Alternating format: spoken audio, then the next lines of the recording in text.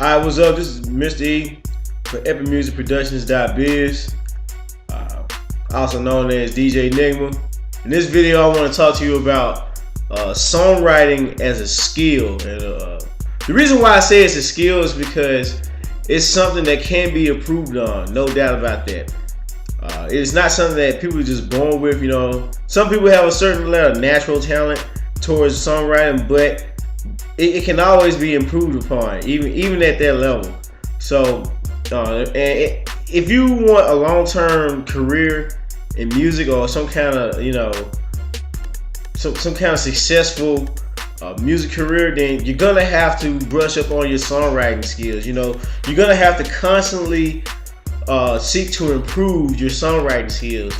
And some of the main concepts of songwriting skills include figurative language or rhetorical language, storytelling, and then there's your delivery, and then there's another part that I like to add on personally from my own professional opinion, which is copywriting. But I'm gonna get into all of that, you know. So first is figurative language. In my studies, when I dove deep into figurative language and what it is, and I saw that a lot of it overlapped rhetorical language. And when you say rhetorical language, you're talking about speech. You're talking about speech that is intended to persuade people into doing something, or to thinking a certain way, or to get your point across. So a lot of figurative language is done that way. Figurative language is you see it a lot with rap now, in modern day rap. You see a lot of, like, you know, I get down like, you know, I'm something like, you use that a lot. That's called a simile, by the way. But there's other techniques within figurative language that you can incorporate into your songwriting. So figurative language is almost basic now. To just to be competitive, it's just pretty much basic now. You gotta incorporate some figurative language into your music, you know. Otherwise, you come off as very bland and uninteresting, and you don't want that. As an entertainer, you want to entertain, you know. That's just how it is, you know. There's no way around it. You gotta dress it up a little bit. And figurative language is the basics of dressing up your rhymes in your music. Now, when you done good with figurative language, you also have a technique called storytelling. That's part of songwriting. Storytelling is very important. You know, once you master some figurative language, it don't take much to do that. You know, it's not hard to do that. You find a few techniques that you like to use on your own. You want it next. You gotta get into storytelling, because storytelling is one of the most powerful marketing. Like, it's one of the most powerful rhetorical and marketing techniques out there. You know, I was about to include storytelling into my copywriting thing, but once I really got into it and started thinking about it and milling over the information, storytelling's got to be by itself. I mean, you gotta learn some storytelling. You know, you don't have to be, you know, legendary Slick Rick good, but you gotta have some good storytelling ability in your songs to get to gain more fans. People like a good story. They like to hear a good story. You know, Eminem has a song "Stand," which is a very good storytelling song. I got a video on, about some storytelling songs and everything, but I just want to go just do an overview here, so I'm not gonna go too deep into storytelling. But I'm gonna tell you now, it is important that you brush up on your storytelling skills, both as a musician and as a marketing aspect. Marketing, if you look at all the data with marketing, it proves time and time again that storytelling is the most effective way of telling the story. You know, you have a story. The reason you wouldn't be compelled to be an artist if you didn't have a story to tell. Even if it's not your own, you might know some people that done some things, and you want to be the guy that tells their story, that keeps their story alive, and that's perfectly fine, But it's a great way. It's a great medium for winning over fans and to maintain the fans you have. Now, delivery. the screen went all dark. Delivery. Alright, delivery. Delivery is important. I call it delivery. This is all the basics, the bare minimum of songwriting and rapping and singing. But it's the fundamentals. But it's the fundamentals that keep you going. Don't look cocky out on here. It's the fundamentals that keep you going. I'm over here having fun. I'm trying to make a video. My bad. Yeah, you excuse me on that one. Alright. Delivery includes the fundamentals of story writing and songwriting. Because what I mean by delivery is, I mean your meter and prose, which is how you stress and exaggerate syllables. Then I'm talking about your rhyme scheme, and then your dictation, your word choice, and your theme, and all that stuff. That's what I talk about when I say delivery, because when you get on the track, you hear some guy that get on the track, it sounds, that delivery there, you can hear this saying, yeah, they're saying some things, and this, I kind of get, you kind of think he's like, I kind of see what he's trying to get at, but he's not putting forth that energy into it. And you got to do that. Your delivery is very important in your songwriting. You got to put it in there, the words that emphasize what you're trying to say, to get the point across, because energy is very important. So you got to have the words that deliver that sets the foundation for the energy, and then you got to deliver the energy when you actually performing. So, but it all comes down to meter and prose. Your prose, if you got a beat that's kind of you listen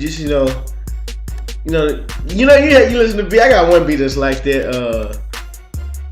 It's actually called Bounce. That's what I call it. I don't know what name I gave it on the internet, but it's called Bounce. But it was just made with me just thinking about how I just be in the club. And your delivery has to match the feel of that beat. If the beat is like, and you always like some you kind of drain out the energy, just from the meter and prose alone, so it's kind of hard to deliver the energy on the performance side. So make sure your delivery and your songwriting for delivery is on point as well with the beat. Now, this last concept, I'm trying to get through all this so I get to this. This is the gem right here. This is new. I don't see too many people talking about this, but I think it's very important. And when you sit back and think about it, people do use it, but a lot of people don't. All right. Now, when I'm talking about copywriting, I'm not talking about the legal aspect. Copyright, COPYRIGHT. That's copyright. All right. And copywriting. That copyright has to do with legal aspect. It has to do with who has the rights to the song, to keep people from stealing your material and stealing your material without permission and all this stuff. That's all legal. What I'm talking about is copywriting, as spelled COPYWRITING. Copywriting. Now, what I mean by that's actually a marketing term. And what that means is that you say, you word your message in a way to where it's more rhetorical. It gains more conversion. It's formulated in a way to garner some kind of reaction out of the listener, out of the audience. And what I mean by that, what I'm trying to put together is that you take that concept of copywriting, and then you put it together with your songwriting, right? So you copywriting your songs, and what I mean by that is you put something in there to where they say, "Oh, I know who did that." I know, like you can just step on the track and just start rapping and be like, "Oh, I know who that is." Oh, that's that guy. Not just from your voice alone, but just a style. They know it. That's a cop. When somebody has that in their songs. It could be a song you just heard. You just heard you start the song off with their verse, and you hear it, and you're like, "Oh, that's that guy." That's because that guy has a copyrighted style. His style is set. People who listen to it know it. even the people who not even interested in that good, even people who formally like, I don't even like this guy like that, they can listen to a song and know, oh, that's that dude, because they know the style and they know, okay, I'm not into that style. You know, that's very important because they done things, you know, in their song. Over time, many people have done many different copywriting techniques. Mike Jones had one. He just followed UGK really. No, not UGK, but 8Ball and MJG, because 8Ball, MJG says his name in almost every song he's on. You know it's MJG. He fits it in there somehow. He don't leave nothing confused. It's MJG, you know. And Mike Jones did the same thing. You know, he said, all right, I'm just keep saying my name. It has a little ring to it. Mike Jones, you know. That's one way to do it. Repetitions. A lot of copyright has to do with repetition. You know, you can just think about it. A lot of people choose to use the app. For a little while in the 2010 decade, people would start 2000 decade. People was trying to use ad libs to distinguish themselves. You know, you got Rick Ross going, oh, you know, and then Gucci Mane going, yeah, you know, that's a copywriting technique. Believe it or not, that's a marketing technique. So when you hear that noise, you're like, oh, it's this nigga. You know that's a technique that's used, and that's a way to distinguish themselves apart from everybody else. So when you hear it, you know who that is. It's kind of like when I think about copywriting, you know, material, I think about Batman, because you don't have to see Batman's face to start thinking about Batman. Like, you see a car that looks long and dark and has a weird wood, you're like, that's the Batmobile. You know it automatically. When you see the little boom, you know, there's scenes from an old cartoon where he would throw the battering ring. You don't see it. You see the guys, the criminals talking and everything, and all of a sudden the battering would hit the wall right next to him. You're like, oh, Batman's here. You know, they knew it. They were like, oh, it's Batman. It's the Bats. You know, before he even shows up, you already know, oh, Batman's here. You know, and you gotta do the same thing with your music. You gotta come up with some kind of copywriting technique. It could be a slogan, a saying, or something in your music to what people know is you. They know this style. And that's how you gain fandom. That's how you gain some naysayers along the way, but you gain some fans too. You know, if people don't like it, that means somebody's liking it, and vice versa. So I implore you to take on the challenge of constantly seeking to improve your songwriting skills, because it's only going to benefit you in the end. Matter of fact, go to my website. I link down below.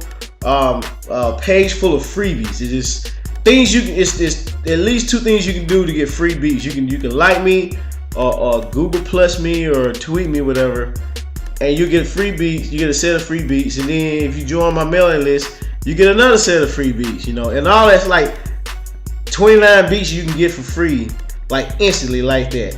You know, not a bad deal. So go to my webpage, get some free beats, and start practicing some songwriting.